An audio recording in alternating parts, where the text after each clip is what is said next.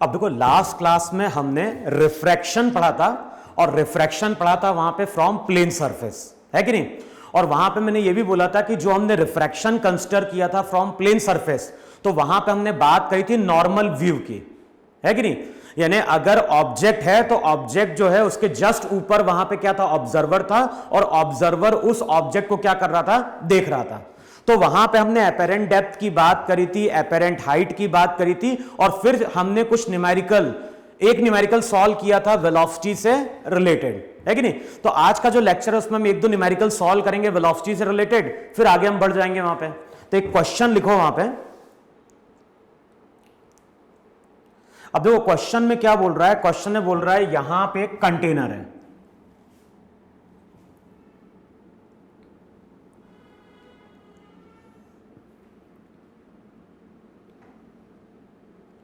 तो यहां पे एक कंटेनर है, कंटेनर में लिक्विड फिल्ड है।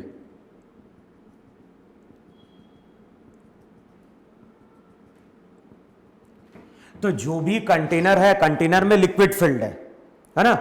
अब क्वेश्चन में यहां पे क्या शो कर रहा है, यहां पे शो कर रहा है एक फिश, और जस्ट इसके ऊपर यहां कहीं एक बर्ड है।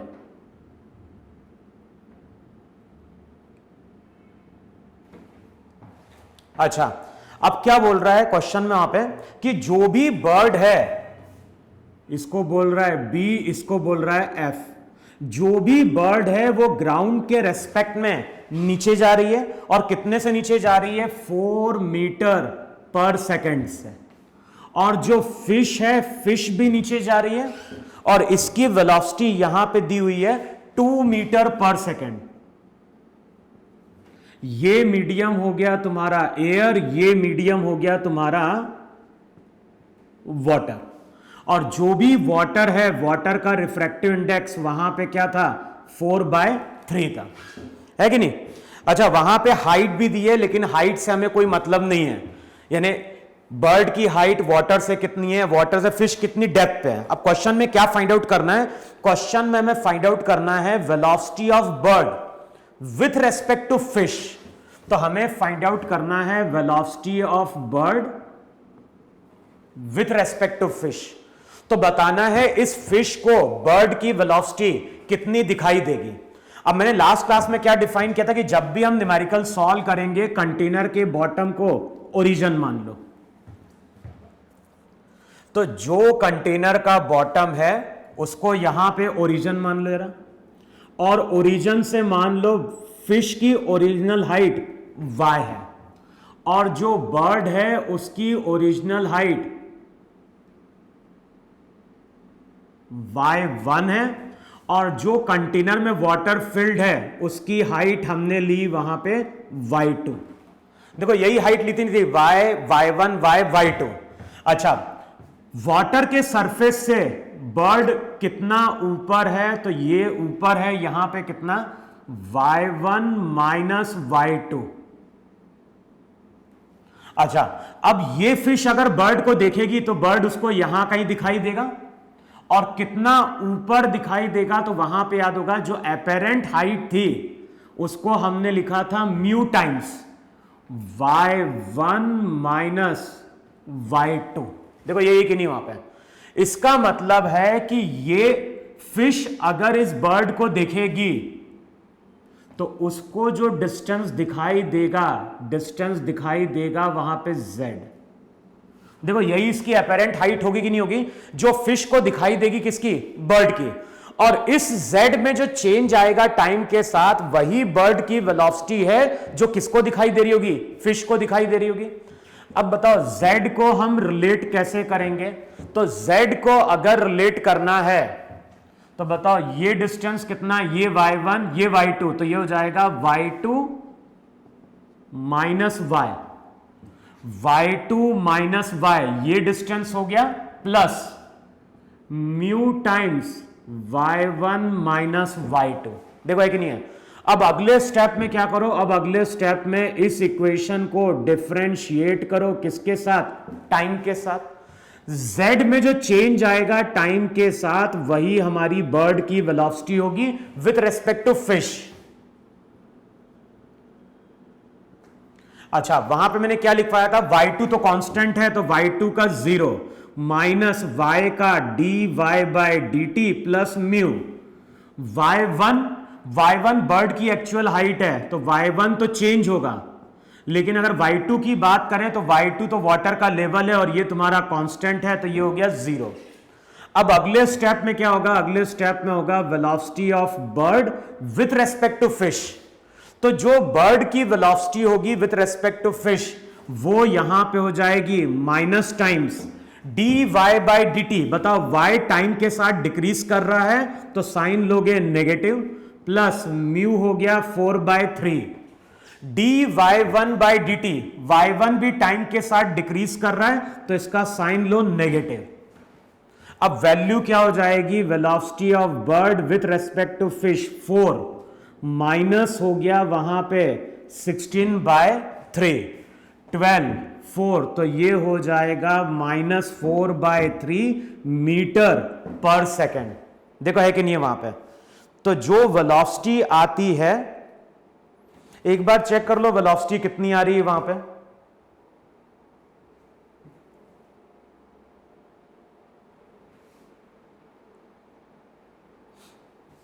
देखो यार वैल्यू चेक करो यार कितना हो गया 4 d y one by d t तो हो गया 4 और d y by d t हो जाएगा 2। देखो चेक करो दोनों ऐड होंगे क्या वहां पे, एक बार चेक करो रिलेशन वहां पे velocity of bird with respect to fish है ना। तो ये हो जाएगी वहां पे कितना, एक बार चेक कर लो जरा z की वैल्यू, ये जो डिस्टेंस है ये डिस्टेंस हो गया तुम्हारा y2 माइनस y है ना, प्लस हो जाएगा mu times y1 minus y2, differentiate किया तो dy बाई dt है ना, plus mu times dy1 by dt। अच्छा वेलोसिटी कहां है दोनों की,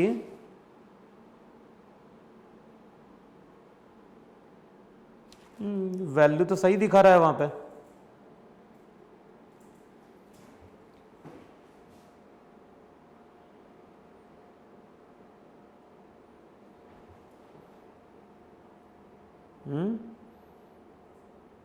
हमें कैलकुलेट क्या करना है, स्पीड ऑफ बर्ड,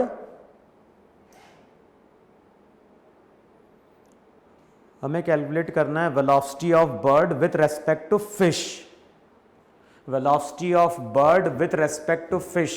एक बार चेक करो वैल्यू जरा, d y one by d t negative तो -16/3, वाई यहां पे टाइम के साथ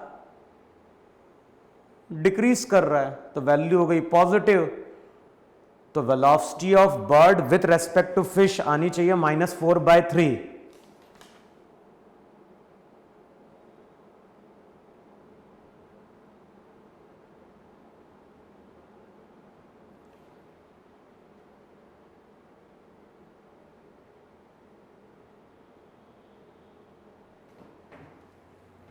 एक बार चेक करो जरा y2 माइनस y, हाँ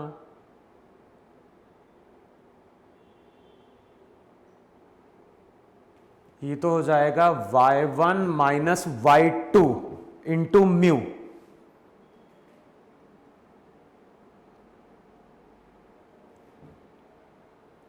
y1 minus y2 into mu, ठीक है, प्लस हो जाएगा वहां पे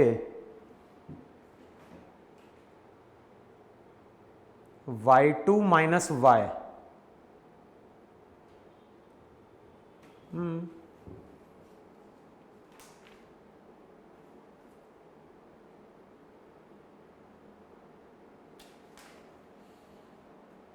देखो चेक करो वैल्यू,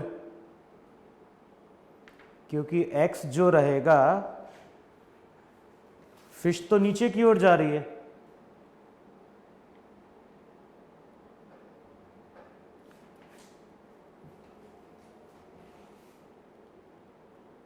देखो वैल्यू सही आ रही कि नहीं आ रही, 4/3 इंटू -4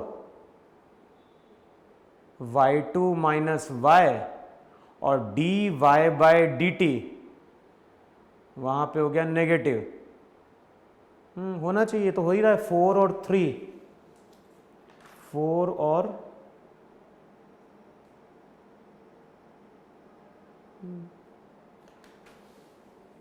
इक्वेशन तो यही आनी चाहिए वहां पे, -4/3।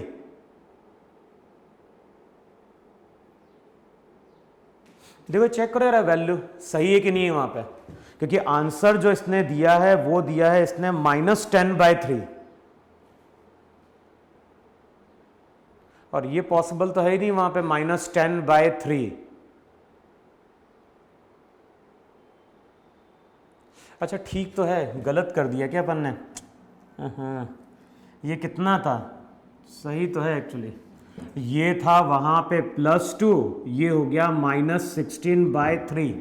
देखो है कि नहीं वहां पे, और 3 इंटू 2 6, तो ये हो जाएगा -10/3 मीटर पर सेकेंड।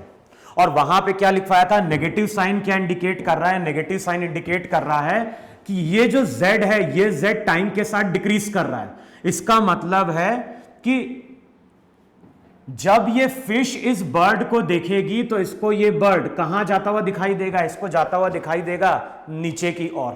देखो है कि नहीं वहां पर। अच्छा अब नेक्स्ट पार्ट में क्या बोल रहा है, नेक्स्ट पार्ट में वो बोल रहा है वहां पे कि जो वाटर का सरफेस है वो नीचे जा रहा है 1 मीटर पर सेकेंड से। अब कई बार न्यूमेरिकल सॉल्व करोगे तो वहां पे वाटर भी क्या कर रहा होगा, मूव कर रहा होगा। और क्वेश्चन में कई बार क्या करता है, यहां पे कंटेनर में एक होल क्रिएट कर देगा और होल से वाटर को निकालेगा, तो वहां पे फिर फ्लूइड का फॉर्मूला भी अप्लाई करता है, A1 V1 equals to A2 V2, और वहां पे हम क्या करते हैं, इस लेवल की वेलोसिटी फाइंड आउट करते हैं। तो अभी क्वेश्चन में क्या बोल रहा है कि बर्ड भी मूव कर रही है, फिश भी मूव कर रही है, वेलोसिटी सबकी वही है 4 2, और वाटर की वेलोसिटी 1 मीटर पर सेकेंड। हमें अगेन कैलकुलेट क्या करना है, बर्ड की velocity with respect to fish. तो फिश जब बर्ड को देखेगी तो बर्ड यहां कहीं दिखाई देगा, फिर से रिजल्ट वही हुआ कि नहीं हुआ। लेकिन अब इस इक्वेशन में अगर तुम कैलकुलेट करोगे dz/dt, तो y2, अब ध्यान ना y2 कांस्टेंट नहीं है, तो ये हो जाएगा dy2/dt minus dy/dt plus mu dy1/dt minus dy2/dt। अब सब कुछ हमें साइन के साथ प्लेस करना है। y2 टाइम के साथ डिक्रीज कर रहा है तो -1, y टाइम के साथ डिक्रीज कर रहा है तो -2 प्लस म्यू हो गया 4/3। अच्छा dy1/dt, y1 भी टाइम के साथ डिक्रीज कर रहा है तो -4, और -y2 टाइम के साथ डिक्रीज कर रहा है तो ये हो जाएगा -1। देखो है कि नहीं है। तो अगले स्टेप में हो जाएगा यहां पे -1 प्लस 2, तो 1 प्लस 4/3, और ये रिजल्ट हो जाएगा -4 प्लस 1, तो ये हो जाएगा -3। सॉल्व करोगे तो -4 प्लस 1, तो ये होगा -3 मीटर पर सेकेंड, ये हो जाएगा dz/dt। तो चेक करो जो आंसर आता है -3 मीटर पर सेकेंड। इसका मतलब है कि अगेन ये फिश अगर इस बर्ड को देखेगा तो उसको बर्ड पास आता हुआ दिखाई देगा, क्योंकि जब बर्ड पास आ रहा होगा तभी z टाइम के साथ वहां पे क्या हो रहा होगा, डिक्रीज कर रहा होगा। तो dz/dt अगर नेगेटिव आ रहा है इसका मतलब है कि टाइम के साथ z डिक्रीज कर रहा है, और अगर ये पॉजिटिव आ रहा है इसका मतलब है कि टाइम के साथ z वहां पे क्या हो रहा है, इंक्रीज कर रहा है वहां पे। फिर अगले स्टेप में क्या बोल रहा है,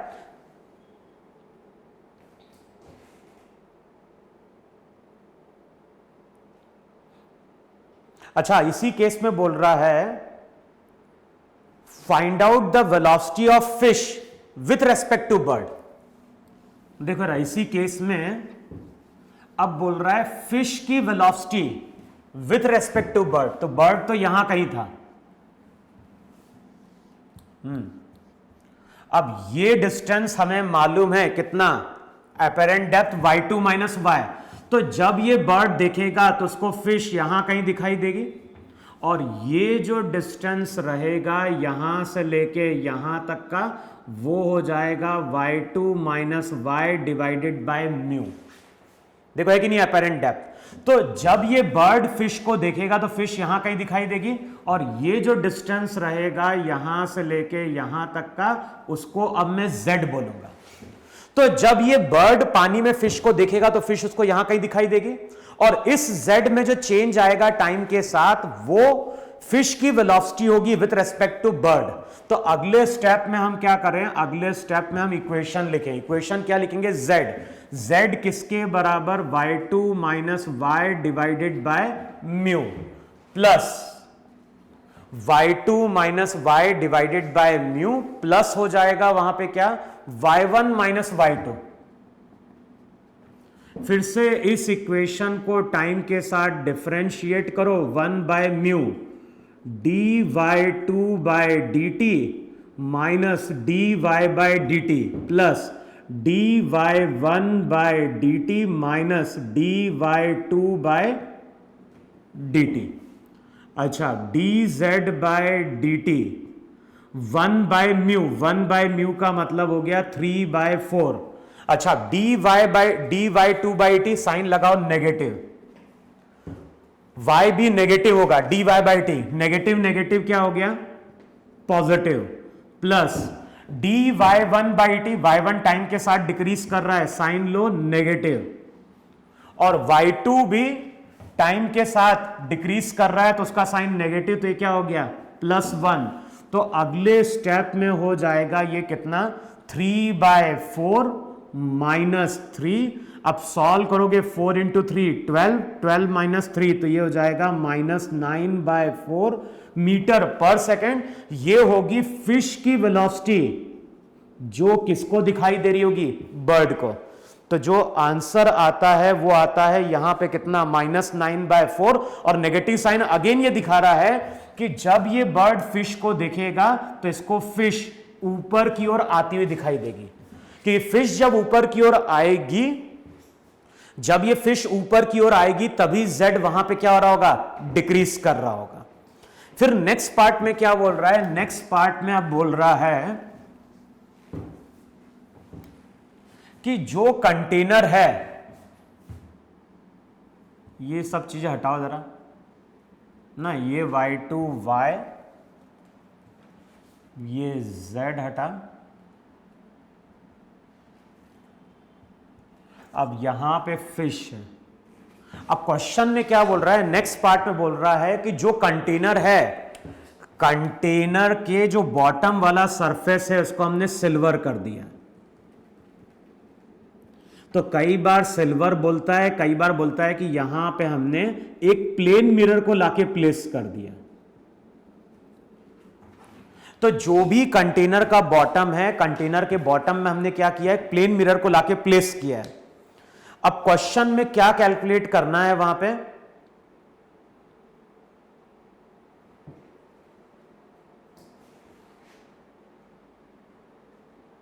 तो हमें कैलकुलेट क्या करना है, क्वेश्चन में बोल रहा है suppose the base of container is silvered, find the speed of bird as seen by fish in mirror and speed of fish as seen by bird in the mirror. Find the speed of bird as seen by fish in the mirror. अब क्या बोल रहा है, ये जो fish है, ये fish अब मिरर में देख रही है। देखो जब ये फिश इस बर्ड को देखेगी तो दो तरह से देख सकती है। एक तो क्या होगा कि फिश डायरेक्टली बर्ड को देखे तो बर्ड उसको यहां कहीं दिखाई देगा, और दूसरा क्या होगा, जो फिश है, फिश इस बर्ड को कहां देख रही है, बर्ड को देख रही है मिरर में। तो अब बताना है यहां पे कि ये जब फिश मिरर में बर्ड को देखेगी तो उसको वेलोसिटी क्या दिखाई देगी। तो देखो अब लाइट रे कहां से कहां आ रही है, तो ध्यान रखना है लाइट रे ट्रेवल कर रही है, यहां पे लाइट रे ट्रेवल कर रही है बर्ड से मिरर की ओर, है कि नहीं। और हमें मालूम है कि सबसे पहले यहां पे लाइट का क्या होगा, रिफ्रैक्शन होगा, और लाइट का जब रिफ्रैक्शन होगा तो इस बर्ड की यहां कहीं एक इमेज बनेगी। अच्छा, अब ये इमेज कहां बनेगी? तो ये इमेज बनेगी यहां से, ये जो डिस्टेंस आएगा, ये डिस्टेंस आएगा y2 minus y1 into mu. अब देखो, हम फिश की बात नहीं कर रहे हैं, हम बात कर रहे हैं जब लाइट रे एयर से वाटर में जाएगी तो यहां पे इमेज बनेगी, और ये जो इमेज बनी है वो इस मिरर के लिए किसकी तरह वर्क करेगी? वो वर्क करेगी ऑब्जेक्ट की तरह। देखो है कि नहीं है? अब ये जो मिरर रहेगा इस ऑब्जेक्ट की इमेज फॉर्म करेगा। कहां फॉर्म करेगा? ये इमेज यहां कहीं फॉर्म करेगा। देखो है कि नहीं है वहां पे? देखो ऐसा है कि नहीं है? जो पहले वाटर से रिफ्रैक्शन होगा उसकी इमेज बनेगी। इमेज जो रहेगी वो अब प्लेन मिरर के लिए ऑब्जेक्ट हो गई। अब प्लेन मिरर में अगर देखोगे, अच्छा एक चेक कर लो कि वाटर मूव कर रहा है कि नहीं मूव कर रहा है। तो यहां पे ध्यान रखना, वाटर का जो लेवल है वो कांस्टेंट है, वाटर को अभी मूव नहीं करा रहे हैं। तो अब देखो प्लेन मिरर के लिए अगर देखोगे तो ऑब्जेक्ट यहां कहीं है, अब उसकी इमेज यहां कहीं बनेगी। कितने डिस्टेंस से बनेगी? तो डिस्टेंस चेक करो जरा, ये हो जाएगा y2 plus mu times y2 minus y1। देखो है कि नहीं है वहां पे? y2 plus mu times y2 minus y1। और अब इस फिश को ये जो डिस्टेंस दिखाई देगा इमेज का, वो दिखाई देगा वहां पे z।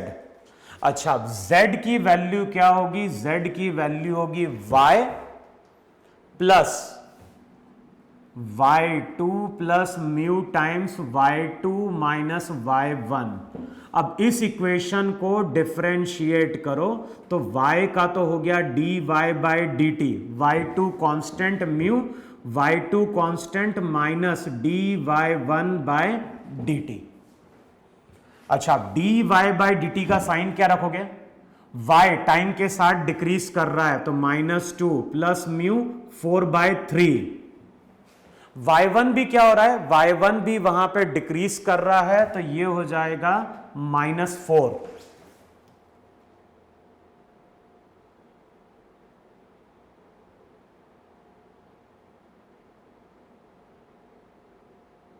तो चेक करो जरा, वैल्यू वही बन रही है क्या?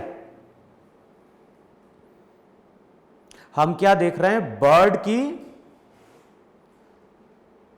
फर्स्ट पार्ट में क्या बोल रहा है? Speed of bird as seen by fish in the mirror.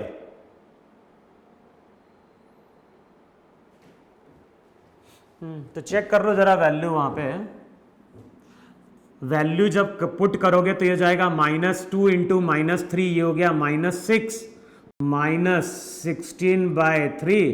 तो ठीक है, ये हो जाएगा -22/3 मीटर पर सेकेंड। ये हो जाएगी यहां पे क्या?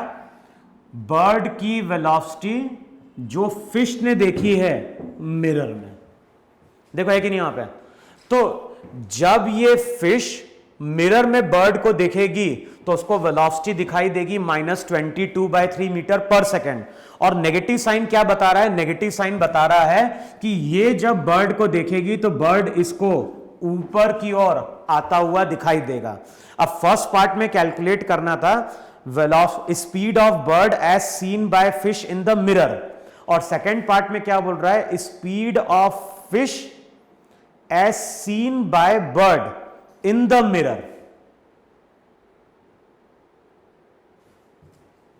देखो है कि नहीं वहां पे? तो अब नेक्स्ट केस में करो यार सॉल्व इसको।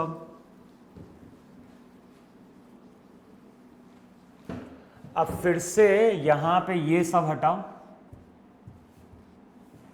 ये हट गया, ये ऑब्जेक्ट,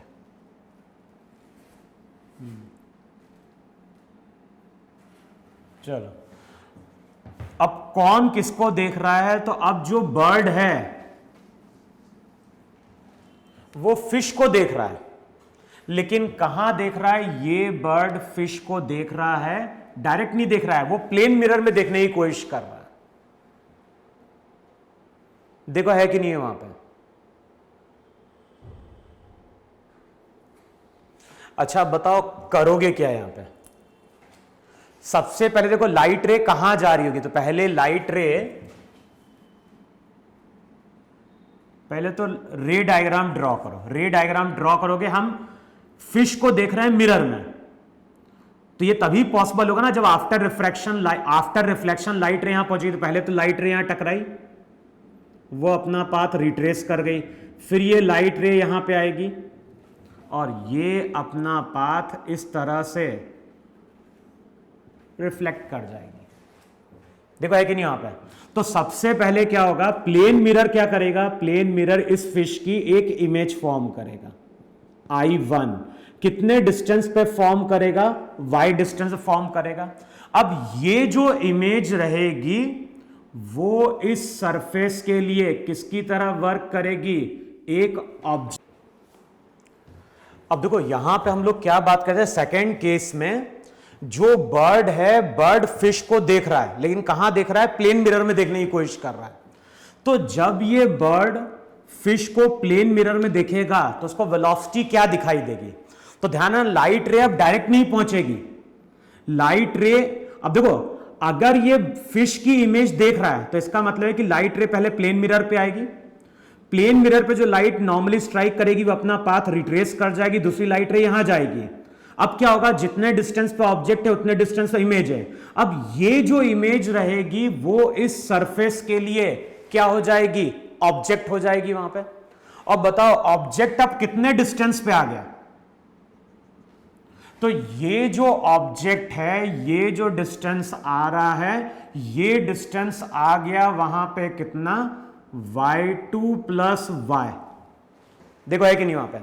अब इसके बाद क्या होगा, लाइट रे जब बाहर निकलेगी तो ये जा रही है डेंसर से रेयर में, तो ये बेंड करेगी अवे फ्रॉम द नॉर्मल। इसका मतलब है कि अगर डेंसर मीडियम से रेयर में जा रही है तो इसका मतलब है कि अब ये जो ऑब्जेक्ट है ये ऊपर उठा हुआ दिखाई देगा। तो जो z डिस्टेंस होगा, इसको जो इमेज दिखाई देगी फिश की, वो यहां कहीं दिखाई देगी, मान लो I2। फर्स्ट टाइम जब रिफ्लेक्शन हुआ तो इमेज बनी, ये इमेज अगले स्टेप में इसलिए ऑब्जेक्ट बनी, फिर लाइट का रिफ्रैक्शन होगा, फाइनल इमेज बनेगी। तो ये जो डिस्टेंस आएगा I2 का, वो आ जाएगा यहां पे कितना? y2 plus y divided by mu. देखो है कि नहीं वहां पे? अब जो भी z डिस्टेंस होगा, z डिस्टेंस को हम क्या लिखेंगे? z डिस्टेंस को हम लिखेंगे y1, z को लिखो वहां पे y1 माइनस y2 प्लस ये हो जाएगा y2 plus y divided by mu. देखो है कि नहीं वहां पे? y2 plus y divided by y2 plus y divided by mu. अब इस इक्वेशन को टाइम के साथ डिफरेंशिएट करो, y1 का dy1 बाय dt, y2 का 0 प्लस हो जाएगा 1 by mu dy2 by dt plus हो जाएगा dy बाय dt। अब अगले स्टेप में dz बाय dt। अच्छा, dy1 बाय dt का मतलब क्या हो गया? तो dy1 बाय dt बर्ड की एक्चुअल वेलोसिटी है, साइन लेंगे नेगेटिव, प्लस म्यू होता है 4/3, तो ये हो गया 3/4, y2 कांस्टेंट। अच्छा, dy बाय dt इसका साइन क्या लेना है? नेगेटिव वहां पे। तो अगले स्टेप में हो जाएगा -4, ये हो जाएगा -3/2। चेक करो है कि नहीं है?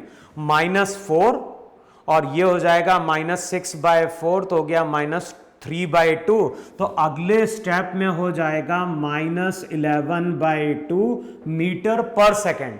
इसका मतलब है कि जब ये बर्ड फिश को कहां देखेगी? प्लेन मिरर में देखेगी, तो उसको जो वेलोसिटी दिखाई देगी वो वेलोसिटी दिखाई देगी -11/2 मीटर पर सेकेंड। और नेगेटिव साइन क्या बता रहा है? नेगेटिव साइन बता रहा है अगेन कि z डिक्रीज कर रहा है। इसका मतलब है कि जब ये बर्ड फिश को मिरर में देखेगी तो इसको ये फिश ऊपर की ओर आती हुई दिखाई देगी वहां पे। क्लियर हुआ? तो ये एक रिफ्रैक्शन का केस है जहां पे हमने सब चीजें कंसिडर कर ली है। हमने ये भी कंसिडर कर लिया कि वाटर का लेवल अगर मूव करेगा तो क्या होगा, प्लेन मिरर होगा तो क्या होगा वहां पे। तो इस तरह से वहां पे हम क्वेश्चन क्या करते हैं, सॉल्व करते हैं वहां पे किसके, वेलोसिटी के। सबसे पहले हमें बेस को ओरिजिन मानना है, वहां से y, y1, y2 लिखो, फिर डिस्टेंस लिखो एपेरेंट, और उसके बाद उसको डिफरेंशिएट कर दो। बाकी जितनी भी चीजें हैं वो सब साइन के साथ वहां पे प्लेस कर दो। क्लियर? अब नेक्स्ट हेडिंग डालो वहां पे, रिफ्रैक्शन फ्रॉम कंपोजिट सरफेसेस।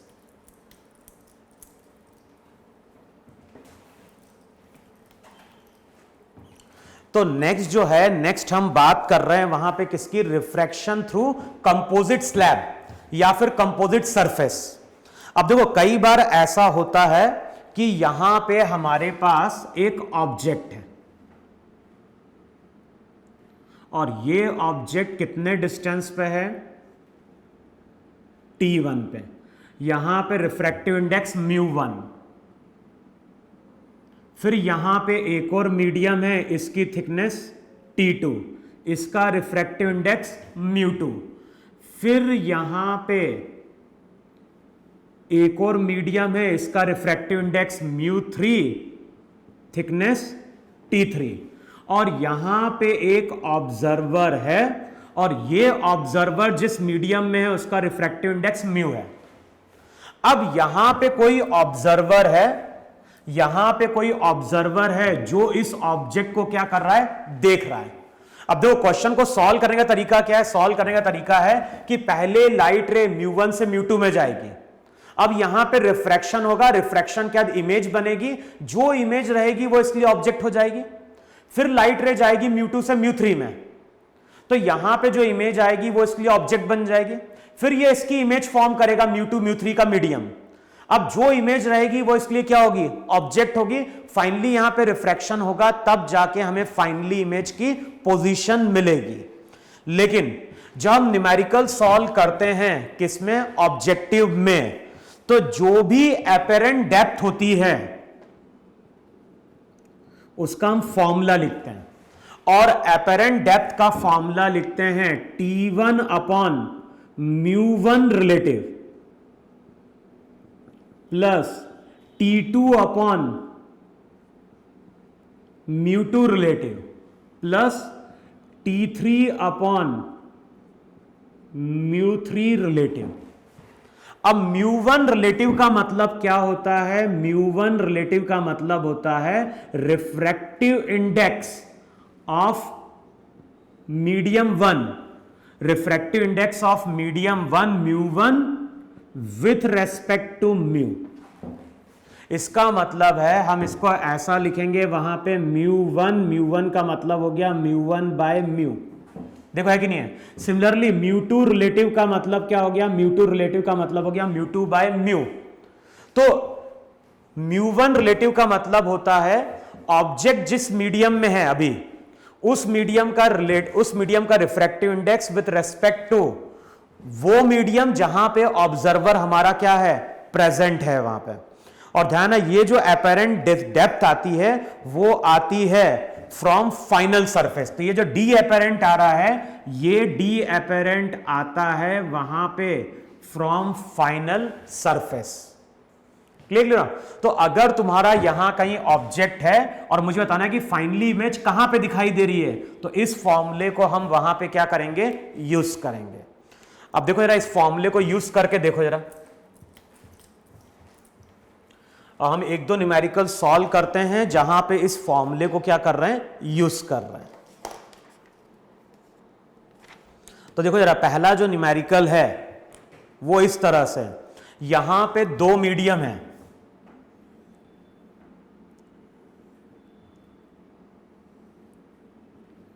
यहां पे जो मीडियम है और यहां पे जो मीडियम है उसकी थिकनेस दी हुई है। एक में थिकनेस दी है 20 सेंटीमीटर, यहां पे थिकनेस दी है 15 सेंटीमीटर, यहां पे रिफ्रैक्टिव इंडेक्स 2, यहां पे रिफ्रैक्टिव इंडेक्स 1.5 और बाहर वाला जो है वो है 1.8, यहां पे 1.8।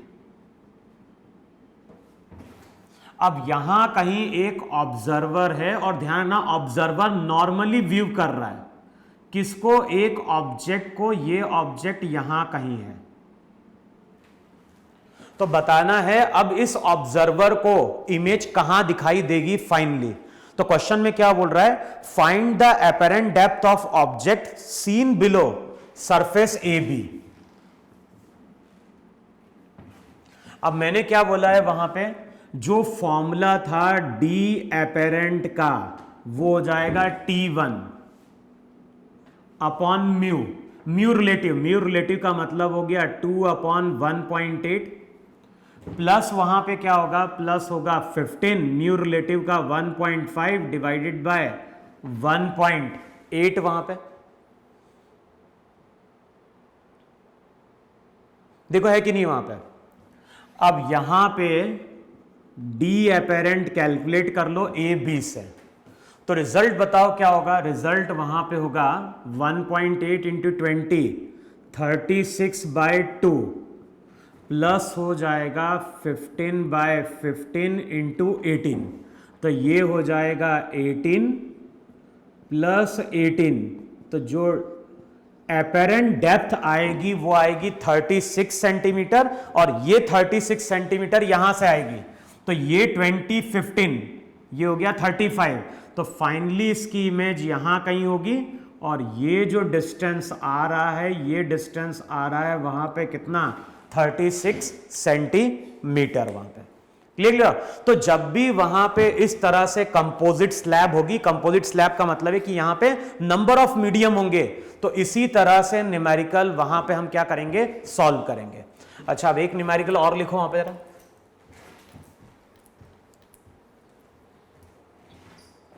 देखो जरा एक न्यूमेरिकल और लिखो।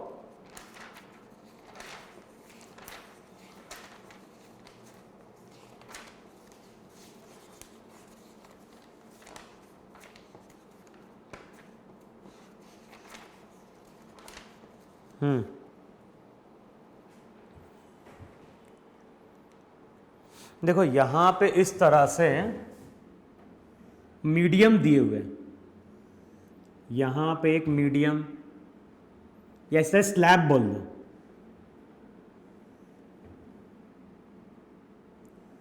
तो इस तरह से यहां पे नंबर ऑफ स्लैब्स दिए 3। अच्छा थिकनेस दी हुई है, यहां पे थिकनेस 1.4 सेंटीमीटर, यहां पे 1.3 सेंटीमीटर और यहां पे हो जाएगा कितना, 1.2 सेंटीमीटर। देखो थिकनेस है कि नहीं है वहां पे। अच्छा यहां पे वैल्यू दी है रिफ्रैक्टिव इंडेक्स की 1.2, यहां पे 1.3, यहां पे दी है 1.4।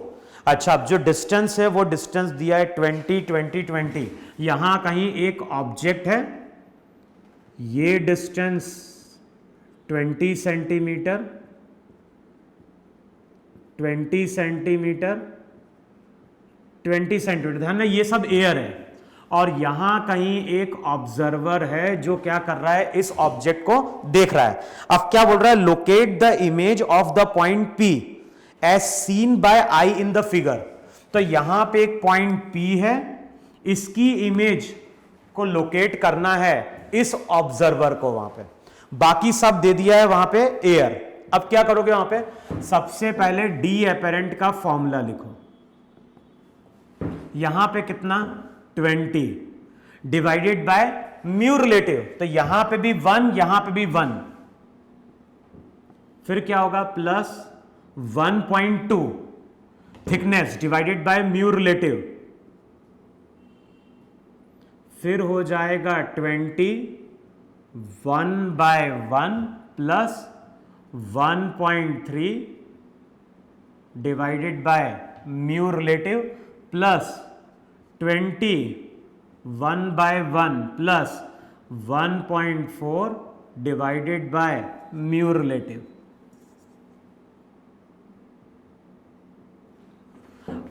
अब सॉल्व करोगे 20 plus 1 plus 20 plus 1 plus 20 plus 1, तो रिजल्ट हो जाएगा 63 सेंटीमीटर। कहां से? 63 सेंटीमीटर इस सरफेस से। तो चेक कर लेते हैं वहां पे इमेज, आंसर चेक कर लेते हैं।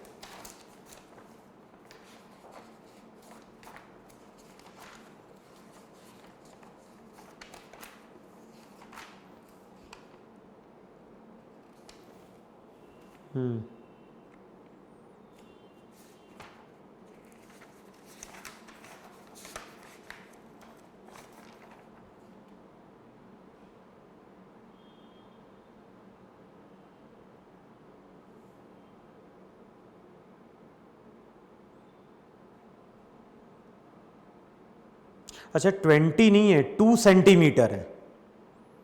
एक बार चेक कर लो मेरा कैलकुलेशन। ये 20 नहीं है, 2 सेंटीमीटर है सब एक्चुअली। ये 2, ये 2, ये 2, तो 2 2 2, तो ये हो जाएगा कितना वहां पे 2 4 6, 6 प्लस 3, देखो 9 सेंटीमीटर आ रहा है कि नहीं आ रहा यहां पर, और 9 सेंटीमीटर यहां से है, इस पॉइंट से। अब टोटल डिस्टेंस निकाल लो, 2 4 6 है ना, 1.4 1.3 1.2 टोटल डिस्टेंस में से ये इमेज निकाल लेना वहां पे।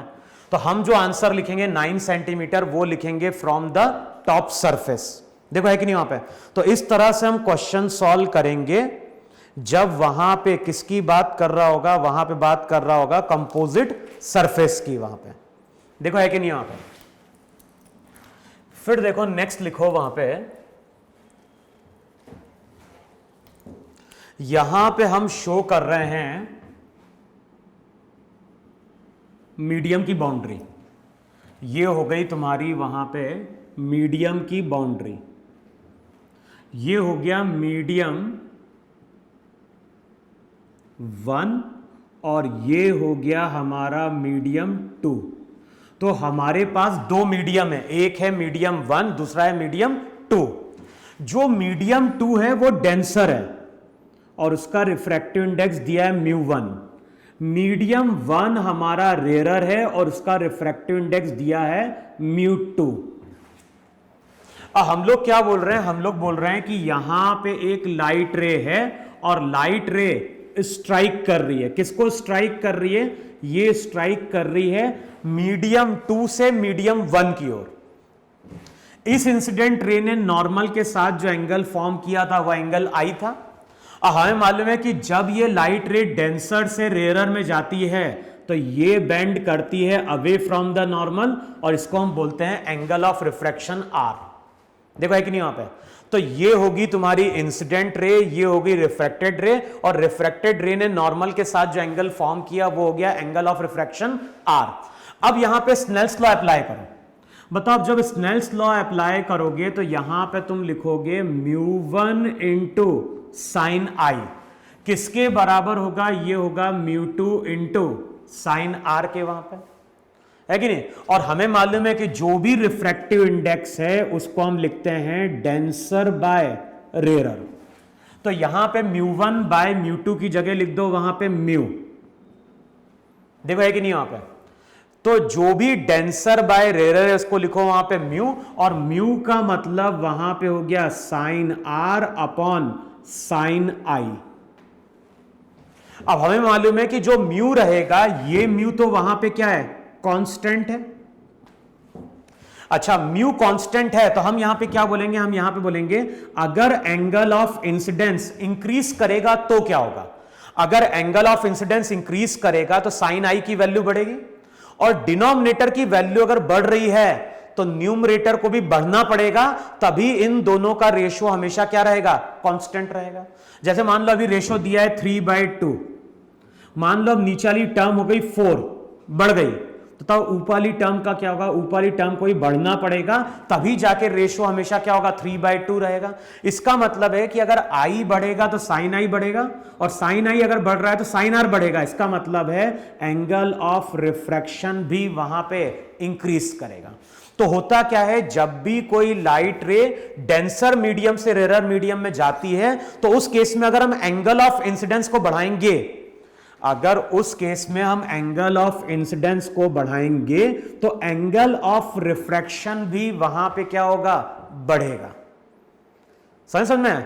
अगर हम यहां पे लाइट रे को स्ट्राइक करा रहे हैं, तो मैंने क्या बोला, जैसे जैसे इंसिडेंट एंगल बढ़ेगा, रिफ्रैक्शन, एंगल ऑफ रिफ्रैक्शन भी क्या होगा, बढ़ेगा। और एक टाइम ऐसा आता है जबकि एंगल ऑफ इंसिडेंस की किसी वैल्यू के लिए एंगल ऑफ रिफ्रैक्शन 90 डिग्री हो जाता है।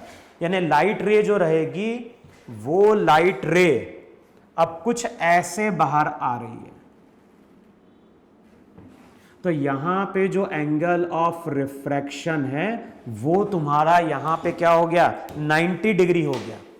तो अब हम लोग क्या बोल रहे हैं, जैसे जैसे आई बढ़ेगा, आर बढ़ेगा, एंगल ऑफ इंसिडेंस की कोई पर्टिकुलर वैल्यू होती है जिसपे एंगल ऑफ रिफ्रैक्शन 90 डिग्री हो जाता है, और उस एंगल को वहां पे हम क्रिटिकल एंगल बोलते हैं। तो क्रिटिकल एंगल को हम क्या डिफाइन कर रहे हैं, क्रिटिकल एंगल को हम डिफाइन कर रहे हैं, it is the angle of incidence for which the angle of refraction will be 90 degree. तो यहां पे हम डिफाइन कर रहे हैं कि ये एंगल ऑफ इंसिडेंस की वो वैल्यू है जिसके लिए एंगल ऑफ रिफ्रैक्शन वहां पे 90 डिग्री है। अब इक्वेशन क्या होगी, इक्वेशन हो जाएगी वहां पे mu into mu equals to sine 90 upon i का मतलब हो गया थीटा सी। तो जो भी क्रिटिकल एंगल होता है उसका फॉर्मूला होता है 1/μ। देखो है कि नहीं वहां पे? अगर हम बात करें यहां पे, तो हम लोग रिलेशन क्या डिराइव कर रहे हैं, रिलेशन डिराइव कर रहे हैं कि जो भी हमारे पास दो मीडियम है, पेयर ऑफ मीडियम है, और अगर मुझे उस मीडियम का क्रिटिकल एंगल फाइंड आउट करना है, तो क्रिटिकल एंगल का फॉर्मूला है साइन थीटा सी, किसके बराबर, 1/μ के बराबर। म्यू का मतलब हो गया डेंसर मीडियम अपॉन क्या हो गया, रेरर मीडियम। अच्छा, ये तो क्रिटिकल एंगल है, इस क्रिटिकल एंगल पे एंगल ऑफ रिफ्रैक्शन तुम्हारा क्या है, 90 डिग्री है। अब हम लोग क्या बोलते हैं कि अगर एंगल ऑफ इंसिडेंस को और बढ़ाएं, अब जो एंगल ऑफ इंसिडेंस है उसको हम और बढ़ा रहे हैं। अच्छा, अब एंगल ऑफ इंसिडेंस को अगर और बढ़ाओगे तो एंगल ऑफ रिफ्रैक्शन और बढ़ेगा, और एंगल ऑफ रिफ्रैक्शन और बढ़ाने के केस में ये जो लाइट रहती है वापस उसी मीडियम में रिफ्लेक्ट कर जाती है, और ये जो प्रोसेस रहता है इसको हम बोलते हैं टोटल इंटरनल रिफ्लेक्शन। क्लियर?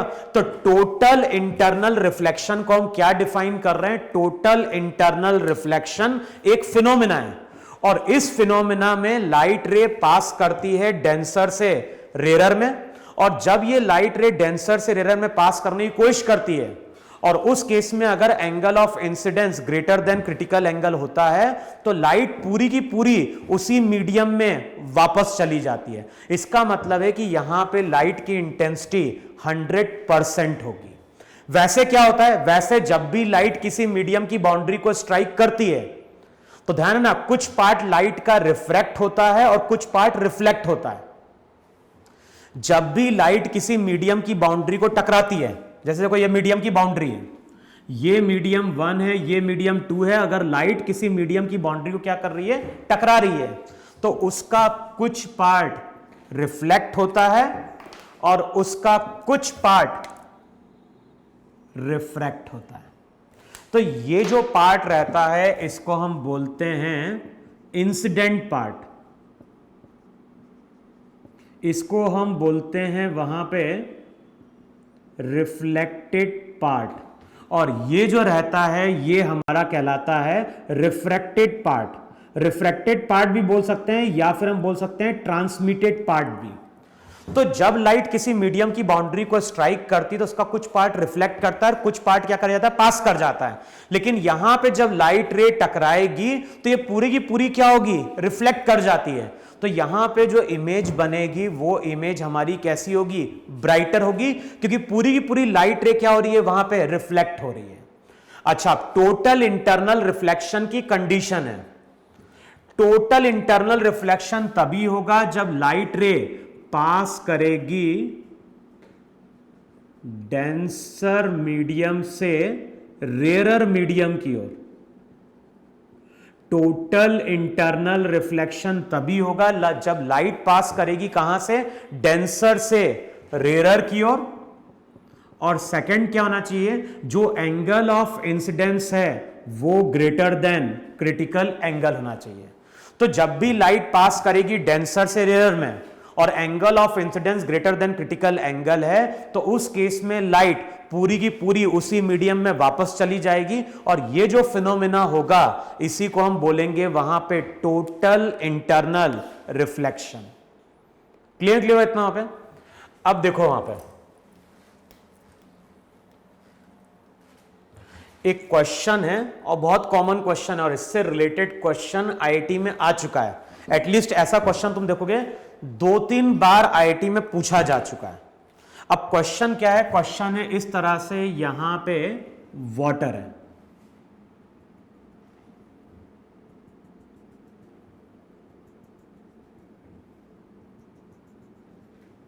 और जो भी वाटर है, वाटर या एज्यूम करो कि एक स्विमिंग पूल है और स्विमिंग पूल है या वाटर है और यहां पे एक बल्ब को लाके हमने फिक्स कर दिया। तो यहां पे हमने प्लेस किया है एक बल्ब को।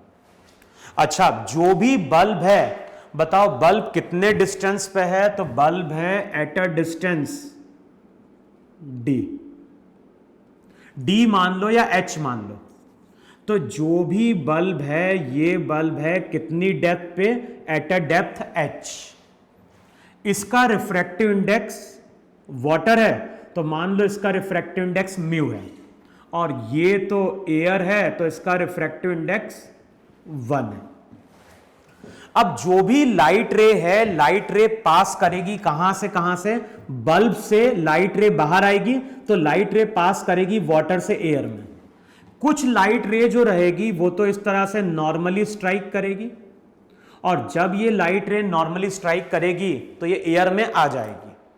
एयर में लाइट अगर आ रही है इसका मतलब है कि ऊपर वाला जो पोर्शन रहेगा वो इल्यूमिनेट होगा एक्चुअली। अच्छा, अब मान लो कोई लाइट रे यहां पहुंची। जब ये लाइट रे यहां पहुंचेगी तो इसका कुछ एंगल ऑफ इंसिडेंस I1 होगा वहां पे। फिर कुछ लाइट रे यहां स्ट्राइक कर रही होगी और यहां पे एंगल ऑफ इंसिडेंस कितना बन रहा होगा, I2 बन रहा होगा। देखो है कि नहीं वहां पे? अच्छा, तुम देख के क्या बोलोगे? हम डायग्राम देख के ये बोलेंगे वहां पे कि जैसे जैसे हम सेंटर से दूर जा रहे हैं एंगल ऑफ इंसिडेंस इंक्रीज कर रहा है। जैसे जैसे हम दूर जा रहे हैं एंगल ऑफ इंसिडेंस इंक्रीज कर रहा है। दूसरा क्या हो गया, जो भी लाइट रे है, लाइट रे डेंसर मीडियम से रेयर मीडियम की ओर जा रही है। तो एक तो हमें क्या समझ में आ रहा है, जैसे जैसे हम दूर जा रहे हैं एंगल ऑफ इंसिडेंस बढ़ते जा रहा है। लाइट पास कर रही है डेंसर से रेयर में तो लाइट हमेशा बेंड करेगी अवे फ्रॉम द नॉर्मल। वहां पे हुआ नहीं हुआ? अब देखो एंगल ऑफ इंसिडेंस बढ़ते जा रहा है। एक टाइम ऐसा आएगा जब ये लाइट रे कितने एंगल से स्ट्राइक कर रही होगी, eight an angle θc strike कर रही होगी। और जब ये लाइट θc एंगल पे स्ट्राइक करेगी तो इस लाइट का एंगल ऑफ रिफ्रैक्शन 90 डिग्री हो जाएगा। होगा नहीं हुआ? अब इसके बाद अगर तुम कोई लाइट रे ड्रॉ करोगे, इसके बाद अगर तुम यहां से कोई लाइट रे ड्रॉ करोगे तो उसका जो एंगल ऑफ इंसिडेंस रहेगा वो ग्रेटर देन थीटा सी होगा, और एंगल ऑफ इंसिडेंस अगर ग्रेटर देन थीटा सी है तो उस केस में लाइट का टोटल इंटरनल रिफ्लेक्शन होगा, तो लाइट वापस वाटर में पास कर जाएगी। इसका मतलब है कि जो भी लाइट है, बताओ कितने रीजन से बाहर आ सकती है, तो ये जो डिस्टेंस है यहां से यहां तक का, इस डिस्टेंस को बोलो आर। और ध्यान है ये डिस्टेंस मैंने सेंटर से आर यहां पे लिया है। अच्छा, अब कोई ऑब्जर्वर है और ये ऑब्जर्वर ऊपर से देख रहा है। अब इस ऑब्जर्वर को बल्ब दिखाई देगा। क्यों दिखाई देगा? क्योंकि कोई ना कोई लाइट रे बल्ब से निकल के ऑब्जर्वर की आईज पे पहुंच रही है। अब अगर बताओ, क्वेश्चन में कई बार ऐसा बोलता है कि इस ऑब्जर्वर को बल्ब कब दिखना बंद हो जाएगा, या फिर यह भी पूछता है कि लाइट का कुछ भी पार्ट, क्वेश्चन में कई बार ऐसा पूछता है कि इस पानी के ऊपर हम डिस्क को लाके प्लेस कर दें, ओपेक डिस्क को लाके प्लेस कर दें, तो उसका मिनिमम रेडियस क्या हो जिससे कि इस ऑब्जर्वर को यह बल्ब ना दिखे। या फिर क्वेश्चन में कई बार ऐसा पूछता है कि इस वाटर के सरफेस के ऊपर हम एक ओपेक डिस्क को रखना चाहते हैं, तो उस ओपेक डिस्क का मिनिमम डायमीटर क्या हो जिससे कि लाइट का कुछ भी पार्ट बाहर ना निकले। और ध्यान है, ये तो हमने देखा है एक एक्स एक्सिस के अलाउंग, लेकिन ऊपर से अगर देखोगे तो लाइट रे तो हर डायरेक्शन में जा रही होगी, और लाइट रे अगर हर डायरेक्शन में जा रही है तो बताओ वो एक तरह से यहां पे एक कोन क्रिएट कर रही कि नहीं क्रिएट कर रही, यहां पे इस तरह का। तो इस तरह का यहां पे एक कोन होगा जिससे ये लाइट रे क्या हो रही होगी, बाहर निकल रही होगी। अब मिनिमम का मतलब क्या है? मिनिमम का मतलब है कि हम डिस्क का रेडियस इतना लें जिससे कि वो थीटा सी एंगल तक कवर कर ले। अच्छा, डिस्क का रेडियस अगर इससे कम हुआ तब तो लाइट रे बाहर निकल जाएगी, इससे ज्यादा होगा तब भी लाइट रे क्या होगी, बाहर नहीं निकलेगी। तो मिनिमम का मतलब है कि यहां पे जब लाइट रे टकराएगी तो उसका एंगल कितना होना चाहिए, थीटा सी होना चाहिए। और हमें मालूम है कि साइन थीटा सी होता है 1/μ, ये हो गया थीटा सी। साइन थीटा को हम लिखते हैं perpendicular upon hypotenuse, perpendicular upon hypotenuse, तो बेस हो जाएगा √μ² - 1। साइन थीटा सी हो जाएगा परपेंडिकुलर अपॉन हाइपोटेनियस, तो ये हो जाएगा √μ² - 1। अब बताओ tan थीटा सी क्या लिखोगे? तो tan थीटा सी हो जाएगा 1/√μ² - 1। अच्छा, tan थीटा सी को क्या लिखोगे? तो इस ट्राइंगल को देखो जरा, ये आर है, यहां पे अगर ये एंगल थीटा सी है तो ये एंगल भी बताओ थीटा सी है कि नहीं है? तो ये एंगल आ गया थीटा सी, और ये डिस्टेंस जो रहेगा वो आ जाएगा h। तो तब tan थीटा सी को क्या लिखोगे? tan थीटा सी को लिखोगे वहां पे r/h। तो अगर क्वेश्चन में पूछ रहा है कि रेडियस क्या होना चाहिए, तो रेडियस होना चाहिए h/√μ² - 1। देखो है कि नहीं? वहां पे साइन थीटा सी है 1/μ, तो tan थीटा सी हो जाएगा 1/√μ² - 1, उसको लिखो r/h। तो यहां से हमें मिनिमम रेडियस मिल जाएगा। ध्यान है, ये जो रेडियस हमने कैलकुलेट किया है, ये रेडियस हमारा मिनिमम है। रेडियस अगर इससे कम होगा तब तो लाइट रे बाहर निकल जाएगी, और रेडियस अगर इससे ज्यादा हुआ तब भी लाइट रे क्या होगी, बाहर नहीं निकलेगी, है कि नहीं? और कई बार इसी तरह से पूछता है, principle of reversibility of light use करो। लाइट जाने में जो पाथ फॉलो करती है, वापस आने में भी लाइट क्या होगी, ऐसा ही पाथ फॉलो करेगी।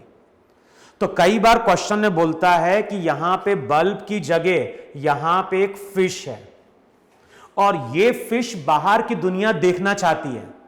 तो अगर ये फिश आउटसाइड वर्ल्ड को देखना चाहता है तो वो केवल इतने रीजन से आउटसाइड वर्ल्ड को देख पाएगा, क्योंकि जो भी लाइट रे ऐसी गई वो ऐसी वापस आएगी और इसको क्या होगा, दिखेगा। तो यहां पे कोई ऑब्जेक्ट होगा दिखेगा, यहां कोई ऑब्जेक्ट होगा तो क्या होगा, दिखेगा। लेकिन वो इस कोन से, एक तरह से ये कोन बन गया कि नहीं बन गया, तो ये वो कोन है जिससे वो आउटसाइड का वर्ल्ड देख पाएगी। तो कई बार क्वेश्चन में थीटा की वैल्यू पूछता है कि कोन का जो एंगल है वो कितना है, तो हम रिलेशन क्या यूज करेंगे, टेन थीटा हो जाएगा वहां पे r/h। वहां पे लिखो, अब एक क्वेश्चन लिखो जरा,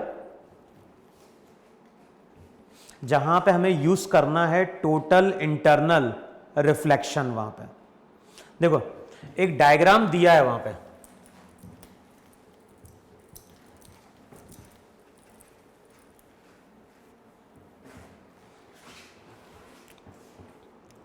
अच्छा एक क्वेश्चन डायग्राम में क्या बोल रहा है, डायग्राम में बोल रहा है यहां पे एक प्रिज्म है,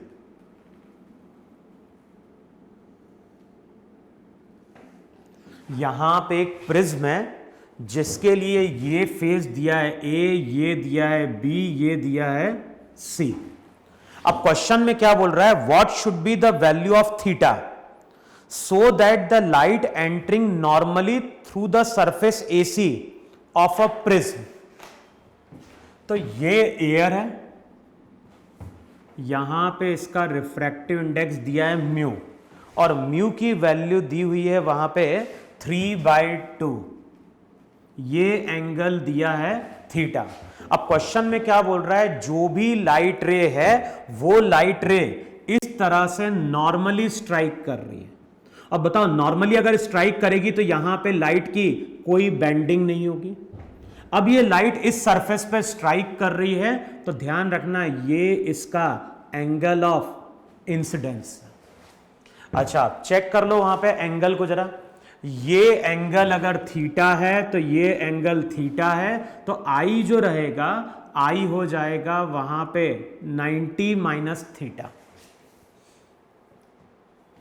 अच्छा क्वेश्चन में क्या बोल रहा है, क्वेश्चन में बोल रहा है what should be the angle theta so that the light entering normally through the surface AC of a prism 3/2 does not cross the second refracting surface AB। तो यहां पे बोल रहा है कि जो लाइट रे यहां पे आ रही है वो सेकेंड सरफेस को क्रॉस ना करे। इसका मतलब है कि इस सरफेस पे लाइट का टोटल इंटरनल रिफ्लेक्शन होना चाहिए, और लाइट का टोटल इंटरनल रिफ्लेक्शन तभी हो पाएगा जब angle of incidence greater than theta c होगा। देखो है कि नहीं वहां पे। अच्छा एंगल ऑफ इंसिडेंस अगर ग्रेटर देन थीटा सी होगा तो यहां पे लाइट का क्या होगा, टोटल इंटरनल रिफ्लेक्शन होगा। आई अगर बढ़ा है थीटा सी से तो हम ये बोल सकते हैं कि साइन आई बड़ा होगा साइन थीटा सी से। साइन थीटा की प्रॉपर्टी क्या है, थीटा बढ़ता है तो साइन थीटा भी बढ़ता है, तो आई अगर ज्यादा है थीटा से तो साइन आई ग्रेटर है साइन थीटा सी से। आई की वैल्यू पुट करो 90 minus theta greater than sine theta c. Sine 90 minus theta cos theta greater than sine theta c 1/μ, तो रिजल्ट हो जाएगा कॉस थीटा ग्रेटर देन 2/3। देखो है कि नहीं है। तो क्वेश्चन में क्या बोल रहा है, क्वेश्चन में बोल रहा है what should be the value of theta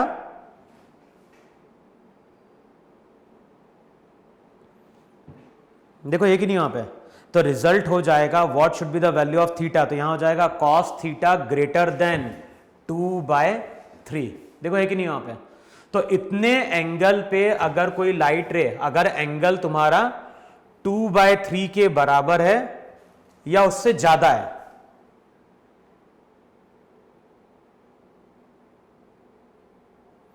और ध्यान है कॉस थीटा की वैल्यू अगर ज्यादा होगी तो थीटा कम होना चाहिए। देखो है कि नहीं है। तो यहां पे हम ऐसा ही बोल सकते हैं कि जो थीटा है theta less than cos inverse 2/3, तभी तो कॉस थीटा की वैल्यू 2/3 से ज्यादा आएगी, थीटा क्या होना चाहिए, कम होना चाहिए। तो रिलेशन हम लिख सकते हैं theta is less than cos inverse 2/3। अगर एंगल इससे और छोटा होगा तो लाइट का हमेशा वहां पे क्या होगा, टोटल इंटरनल रिफ्लेक्शन हो जाएगा वहां पे। क्लियर वहां पे। फिर देखो नेक्स्ट क्वेश्चन लिखो जरा, लिखो एक क्वेश्चन लिखो वहां पे।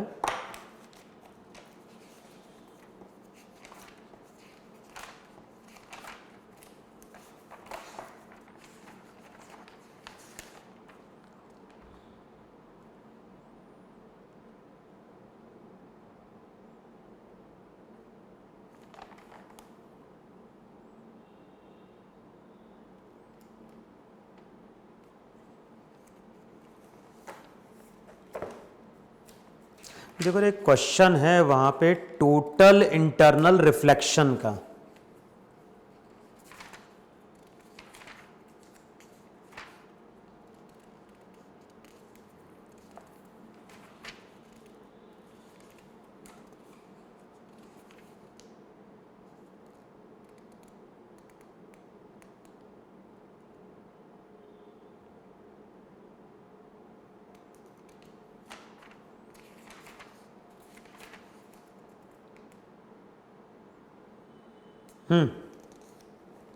देखो क्वेश्चन में क्या बोल रहा है, अ portion of a straight glass rod of diameter 4 centimetre and refractive index 1.5 is bent into an arc of a circle of radius r और r सेंटीमीटर में, and a parallel beam of light ray is incident on it as shown in figure. Find the smallest r which permits all the light to pass around the arc. देखो अब diagram में क्या बोल रहा है, हमारे पास इस तरह से ग्लास का एक ट्यूब है और ये ट्यूब इस तरह से यहां पे स्ट्रेट है और इसके बाद ये इस तरह से क्या हो रहा है, बेंड हो रहा है।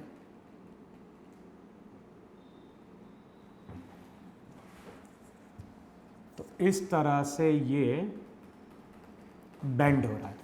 अच्छा जब बेंड हो रहा है ना, तो ये जो डिस्टेंस है ये सेंटर है,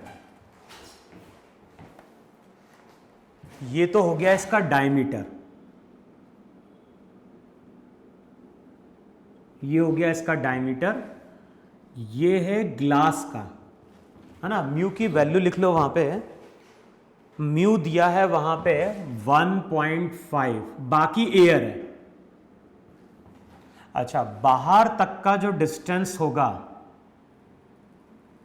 उसको उसने कैपिटल आर बोला है, यानी ये डिस्टेंस तुम्हारा वहां पे कैपिटल आर है।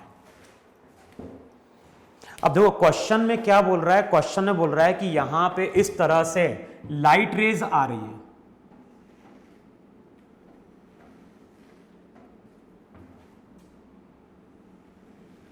तो इस तरह से light rays parallel to tube आ रही है और वो उसको स्ट्राइक कर रही है। अब हमारी रिक्वायरमेंट क्या है, हमारी रिक्वायरमेंट है कि जितनी भी लाइट रेज हैं वो बाहर नहीं निकले, वो इस ट्यूब के अलोंग क्या कर जाएं, मूव कर जाएं। और ये पॉसिबल तभी होगा जब लाइट का वहां पे क्या हो जाए, टोटल इंटरनल रिफ्लेक्शन हो जाए, यहां पे हो जाए फिर यहां पे हो जाए, तो इस तरह से लाइट क्या होगी, उसके अलोंग क्या कर जाएगी, मूव कर जाएगी।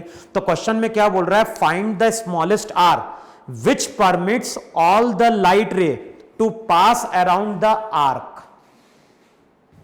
अच्छा अब ये बताओ मुझे, वहां पे हमारी रिक्वायरमेंट क्या है, हमारी रिक्वायरमेंट है कि जितनी भी रेज हैं इन सबका वहां पे टोटल इंटरनल रिफ्लेक्शन हो वहां पे। अच्छा अब यहां पे अगर नॉर्मल ड्रॉ करोगे तो बताओ ये नॉर्मल होगी कि नहीं होगी वहां पे। इसके लिए एंगल I1 या I बोल दो। अच्छा अब यहां पे अगर नॉर्मल ड्रॉ करोगे तो यहां पे I1, यहां पे अगर नॉर्मल ड्रॉ करोगे तो ये हो जाएगा वहां पे I2। अब बताओ जैसे जैसे हम ऊपर की ओर जा रहे हैं तो आई कंटिन्यूअसली वहां पे क्या हो रहा है, इंक्रीज कर रहा है कि नहीं। अब लाइट रे कहां से कहां जा रही है, लाइट रे ट्रेवल कर रही है डेंसर मीडियम से रेयर मीडियम में, और हमारी रिक्वायरमेंट क्या है, हमारी रिक्वायरमेंट है लाइट का हर जगह टोटल इंटरनल रिफ्लेक्शन हो। इसका मतलब है कि यहां पे जो लाइट रे स्ट्राइक कर रही है, यहां पे जो लाइट रे स्ट्राइक कर रही है, अगर उसका एंगल क्रिटिकल एंगल से ज्यादा हो, क्रिटिकल एंगल क्या है सरफेस का, इस सरफेस का जो क्रिटिकल एंगल है वो 1/μ है, और 1/μ का मतलब हो गया 2/3। देखो है कि नहीं इतना होता है। तो हम यहां पे ऐसा बोल सकते हैं क्या कि यहां पे जो एंगल आ रहा है वो क्रिटिकल एंगल से ज्यादा होगा, तो फिर क्या होगा, ये एंगल भी क्रिटिकल से ज्यादा होगा, ये एंगल भी क्रिटिकल से ज्यादा होगा, ये एंगल भी क्रिटिकल से ज्यादा होगा। तो अगर हर एंगल क्रिटिकल एंगल से ज्यादा होंगे तब तो लाइट का हर जगह TIR होगा। तो हम ऐसा बोले क्या कि जो मिनिमम एंगल आ रहा है वो भी ग्रेटर देन θc हो जाए, greater than equals to θc। देखो है कि नहीं वहां पे, ऐसा हम यहां पे बोलते हैं कि जो मिनिमम एंगल आ रहा है वो भी ग्रेटर देन θc हो जाए। तो ये एंगल अगर θc से ज्यादा है तो ये एंगल भी सब θc से ज्यादा होगा, तो इसका मतलब सब जगह लाइट का टोटल इंटरनल रिफ्लेक्शन हो गया। लेकिन मान लो एज्यूम करो इसके लिए ग्रेटर देन θc है, मान लो ये एंगल अगर θc से ज्यादा है तो इसका TIR होगा, इसका TIR होगा, लेकिन इसका TIR होगा क्या, नहीं, ये पास कर जाएगी क्योंकि इसका एंगल क्रिटिकल एंगल से क्या है, कम है। तो हमारी रिक्वायरमेंट क्या है कि जो मिनिमम एंगल बन रहा है वही अगर θc से ज्यादा होगा तो हर लाइट रे का वहां पे क्या होगा, टोटल इंटरनल रिफ्लेक्शन हो जाएगा वहां पे। तो मिनिमम रे का मिनिमम एंगल उस रे का होगा जो इसके अलोंग चल रही होगी वहां पे। अब इसको ज्वाइन कर दो जरा यहां पे, बताओ आई की वैल्यू क्या लिखोगे वहां पे, तुम बोलोगे i greater than equals to sine θc है, तो sine i greater than equals to sine θc। अब बताओ साइन आई को क्या लिखोगे, साइन आई को लिखोगे परपेंडिकुलर, परपेंडिकुलर हो जाएगा r माइनस d। देखो चेक करो है कि नहीं है, ये पूरा डिस्टेंस r है तो साइन आई हो जाएगा r माइनस डी अपॉन हो गया r greater than equals to 2/3। अब चेक करो किसकी वैल्यू दी हुई है वहां पे, जो डायमीटर है वो दिया है 4, d की वैल्यू वहां पे दी है 4 सेंटीमीटर, ये वैल्यू दी है। अब सबको सॉल्व कर दो वहां पे, तो रिजल्ट क्या हो जाएगा, रिजल्ट हो जाएगा 3r minus 3d greater than equals to 2r।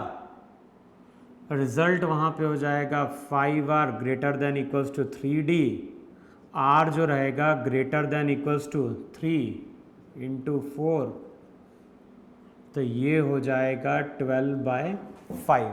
देखो ऐसे ही कुछ आ रहा है कि नहीं आ रहा वहां पे,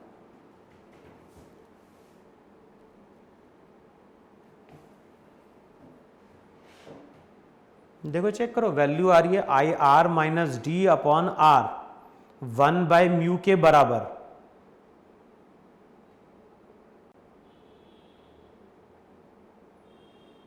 देखो चेक करो आर की वैल्यू गलत सॉल्व कर दी क्या वहां पे,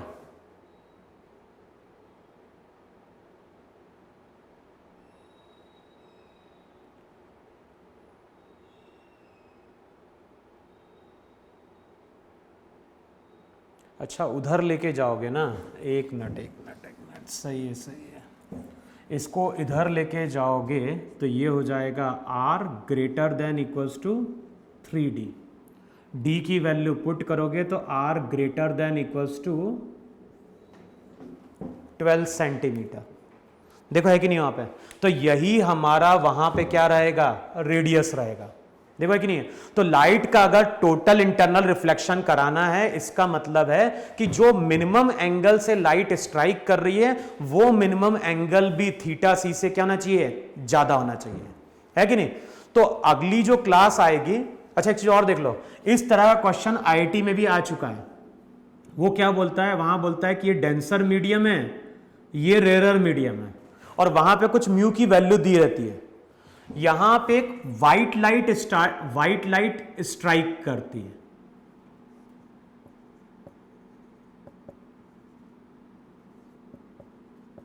अच्छा, जब व्हाइट लाइट की अगर हम बात करेंगे तो ये व्हाइट लाइट 7 कलर से मिलके बनी है, red, orange, yellow, green, blue, indigo, violet.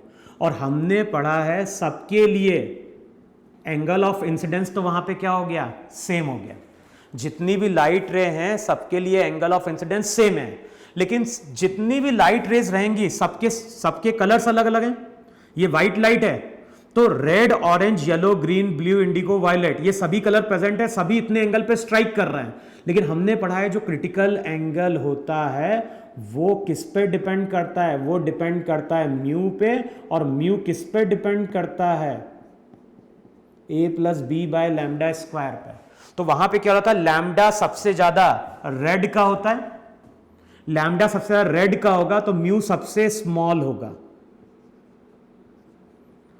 और जैसे जैसे हम आगे की ओर जाएंगे वॉयलेट का मैक्सिमम होता है। देखो है कि नहीं वहां पे। अच्छा, सब कलर के लिए अगर म्यू अलग है तो सब कलर के लिए क्रिटिकल एंगल भी क्या होगा, अलग होगा वहां पे। तो क्वेश्चन में कुछ ऐसा आया था कि कोई कलर की लाइट है जो जस्ट पास कर पाती है, यानी जब लाइट स्ट्राइक कर रही है तो कोई एक कलर जस्ट निकल के आ पाता है, तो कुछ कलर का वहां पे TIR हो जाएगा और कुछ कलर वहां पे क्या होगा, पास कर जाएगा। तो पूछता है कि कौन कौन से कलर उस मीडियम में वहां पे क्या है, प्रेजेंट है। तो चेक करना, इस तरह का क्वेश्चन IIT में आ चुका है और दिया भी होगा वहां पे। तो जो लास्ट 10-15 ईयर्स के क्वेश्चन है उसमें इस तरह का एक क्वेश्चन पूछा गया है। एग्जैक्ट तो नहीं आते पर 2002-2003 के आसपास एक क्वेश्चन है इस तरह का। फिर जो TIR है उस पर अगर देखोगे तो एडवांस में कम से कम एटलीस्ट 2 या 3 बार क्वेश्चन पूछा जा चुका है। तो अब तुम्हें करना क्या है, अब तुम्हें वहां पे वेलोसिटी से रिलेटेड जो न्यूमेरिकल है रिफ्रैक्शन के वो सॉल्व करना है। टोटल इंटरनल रिफ्लेक्शन से रिलेटेड जो न्यूमेरिकल हैं वो भी अब तुम्हें क्या करने हैं, सॉल्व करने हैं, क्योंकि जो अगला लेक्चर आएगा उसमें हम बात करेंगे refraction from curved surface. Clear? तो उससे पहले तुम्हें अब न्यूमेरिकल वहां पे सॉल्व करके देखने हैं। तो नोट डाउन कर लो इतना वहां पे।